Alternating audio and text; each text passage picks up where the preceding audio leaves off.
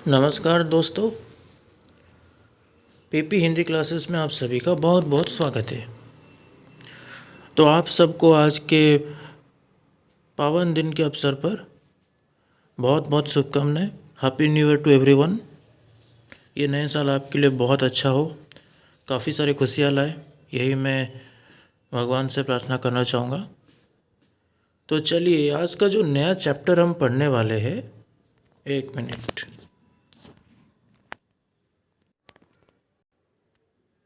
तो आज का जो नया चैप्टर हम पढ़ने वाले हैं, उस चैप्टर का नाम होगा उपसर्ग।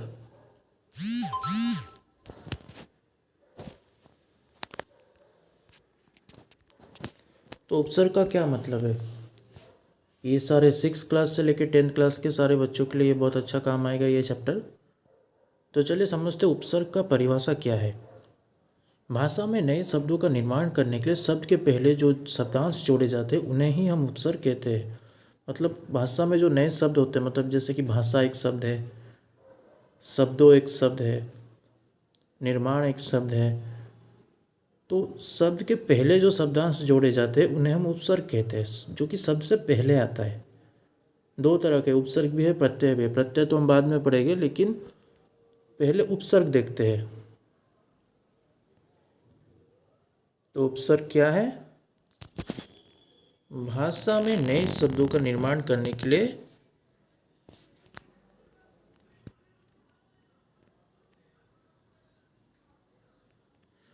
जो शब्द के पहले जो शब्दांश जोड़े जाते हैं उन्हें हम उपसर्ग कहते हैं।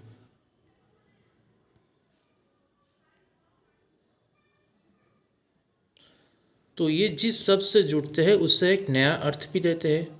ये जिस शब्द से जुड़ते हैं उससे एक नया अर्थ भी देते हैं।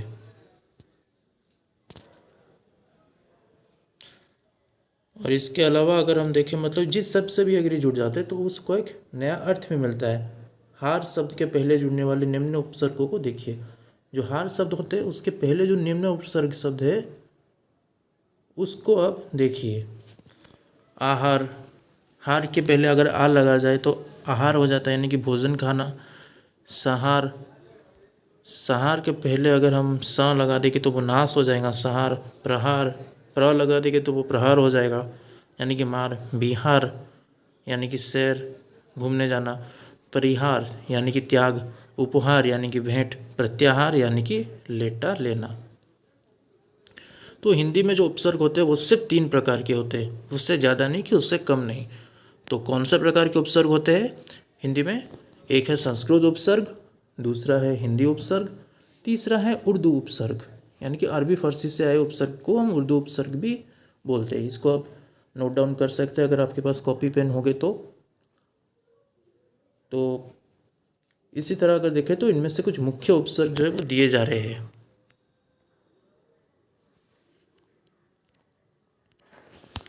तो ये है संस्कृत उपसर्ग। इसको आप देखिए, जैसे कि अति,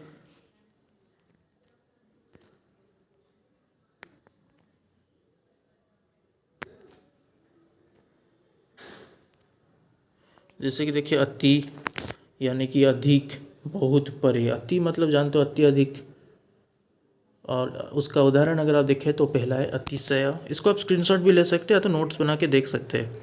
अतिशय, अतिक्रम, अत्याचार, अत्यंत, अतिरिक्त, अत्युक्ति, ये सब इसके उदाहरण हैं। ये अति शब्द से बनकर शब्द बनता है, मतलब अति उपसर्ग से। उपसर्ग के कई प्रकार है, अति, अधि, अनु, अप, अभि, अब, आ। तो ये अति है। उसके अलावा तो इसी तरह अगर हम देखें तो अधि में अगर हम देखें तो अध्यक्ष, अधिपति, अधिकार, अध्यादेश, अधिकृत। अनु में अगर हम देखें तो उसका अर्थ होता है पीछे, प्रत्येक, समान। अनुगामी, अनुचर, अनुकूल, अनुसार, अनुरूप, अनुराग, अनुनासन, अनुताप। आप में अगर हम देखें तो हीनता, बुरा, अभाव। इसका अर्थ आपका अगर आप देखो तो अर्थ होगा हीनता, बुरा और अभाव। अपकार, अपकीर्ति, अपमान, अपशब्द, अपराध, अपयश, अपव्यय। तो ये शब्द को भी आप याद रखिए। अभी में अगर देखें तो सामने, निकट और इसका अर्थ है, जैसे कि अभिशाप, अभिमान, अभिलाषा, अभ्यागत, अभिवादन, अभिभाषण और अभिनय। अब का मतलब है नीचे, हीन, अवगुण, अवकाश, अवनति, अवज्ञा, अवतरण, अवमान, अवतीर्ण।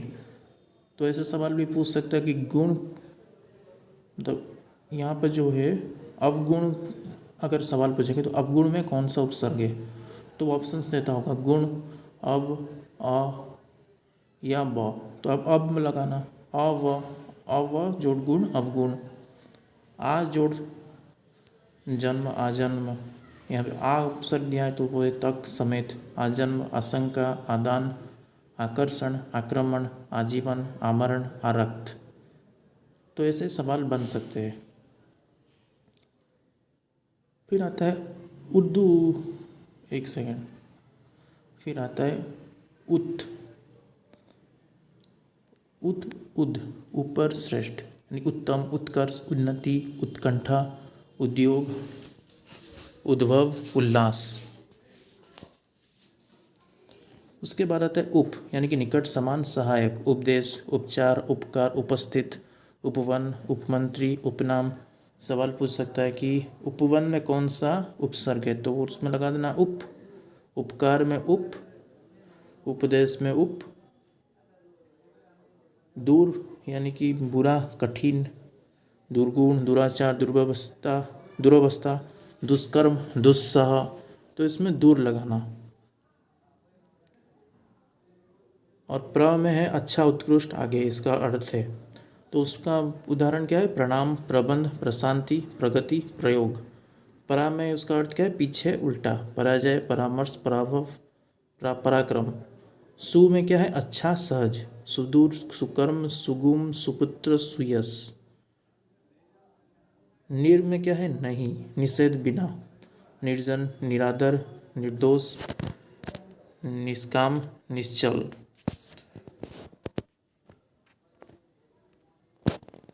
तो ये है संस्कृत उपसर्ग के सारे उदाहरण जो आपने अभी यहाँ देखा।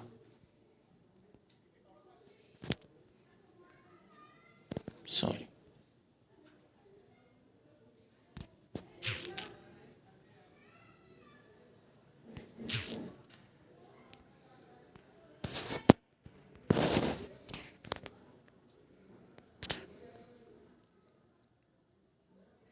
तो ये है संस्कृत उपसर्ग के उदाहरण। तो इसी तरह अगर हम देखें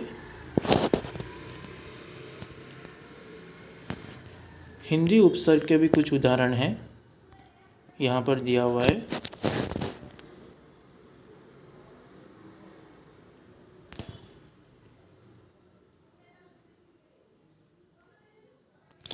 तो ये है उसके उदाहरण, अ, निषेध, अभाव, मतलब अ का अर्थ है निषेध या अभाव। अ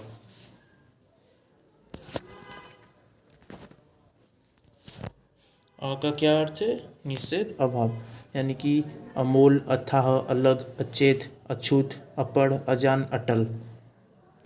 इसी तरह अगर हम देखें तो यह है अ का मतलब उदाहरण, अ उपसर्ग से ऐसे बनते हैं। आधा में अगर देखें तो अध कचरा, अधमरा, अधजला, अधपका, अधखिला, अधजमा, अधमना। तो ये उसके उदाहरण हैं कि अध में क्या बनता है। अन्न में क्या बनता है, निषेध, यानी कि अनजान, अनपढ़, अनकहा, अनहोनी, अनमना, अनमोल, अनबन, अनगिनत। ये अन्न उपसर्ग के उदाहरण है। उनका क्या है, उनका अर्थ है एक, कम, 29, 39, 59, 49। ओ का क्या है, हीन, निषेध, अवगुण, ओढ़र, ओघट, ओसर। क कु यानी कि बुरा, हीन, उसका अर्थ होगा बुरा या हीन। कपूत, कठोर, कुपात्र, कुमार्ग, कुरूप, कुचाल, कुपुत्र और कुदेश।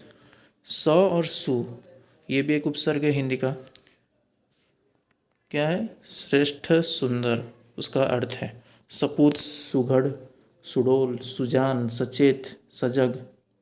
दु से क्या होता है, बुरा, हिन उसका अर्थ होता है, दुबला, दुकाल, दुस्वप्न।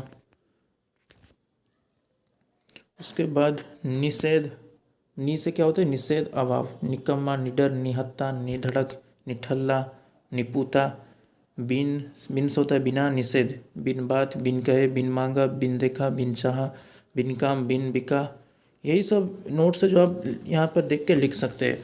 भर का मतलब होता है पूर्ण, पूरा, यानी कि भरपेट, भरपूर, भरमार, भरसक, भरपाई भी हो सकता है। उर्दू उपसर्ग इसके बाद एक आखिरी है,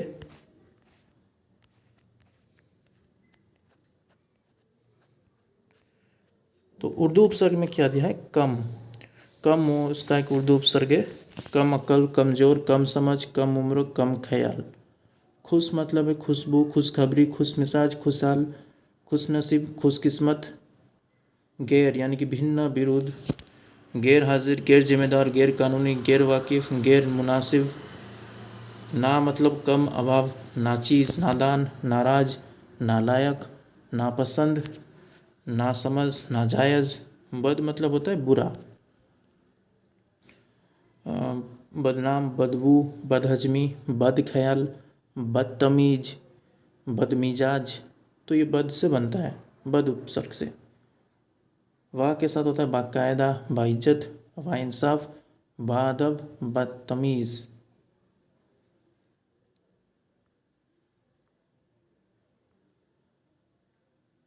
तो इसी तरह बन जाता है। बे से बनता है बेईमान, बेहोश, बेकसूर, बेमन, बेचारा, बेइज्जती, बेअदब। बे का मतलब बीमान, सॉरी बिना। ला का मतलब होता है बिना, लापता, यानी कि वो यहाँ पे नहीं है, उसके बिना। लापरवाह, परवाह ही नहीं है उसको, बिना परवाह के, लापरवाह। लावारिस, लाजवाब, लाइलाज, लाचार। सर यानी कि मुखिया, सरपंच, सरताज, सरदार। हम यानी कि समान, साथ, हमशक्ल।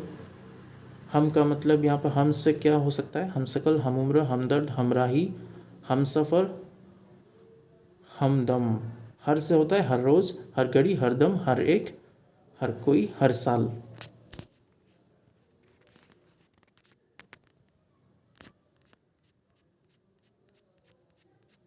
तो इस यहीं तक था आज का ये वीडियो। आगे का हम अलग दूसरे क्लास में पढ़ेंगे प्रत्यय का क्या है। तो आपने उपसर्ग का यहाँ पर समझ लिया कि इसका क्या है परिभाषा। भाषा में नए शब्दों के निर्माण करने के लिए शब्द के पहले जो शब्दांश जोड़े जाते हैं उन्हें हम उपसर्ग कहते हैं। मतलब ये शब्द के पहले लगता है। प्रत्यय का हम अगले क्लास में पढ़ेंगे, लेकिन उसका क्या है, उसका बाद में लगता है, लेकिन उपसर्ग में ये सबसे पहले लगता है। इसको आप नोट डाउन जरूर कीजिएगा। शब्द के पहले जो शब्दांश जोड़े जाते हैं, ये जिस शब्द से जुड़ते हैं उसका एक नया अर्थ देते हैं। जैसे कि आहार, हार से लगकर लगता है आहार, संहार, प्रहार, बिहार, परिहार, उपहार, प्रत्याहार। और संस्कृत उपसर्ग में भी आपने देख लिया, 3 उपसर्ग है हिंदी में, संस्कृत, हिंदी और उर्दू। संस्कृत के भी उपसर्ग आपने यहाँ पर देख लिया, फिर से देख लीजिए। फिर आता है हिंदी उपसर्ग, फिर आता है उर्दू उपसर्ग।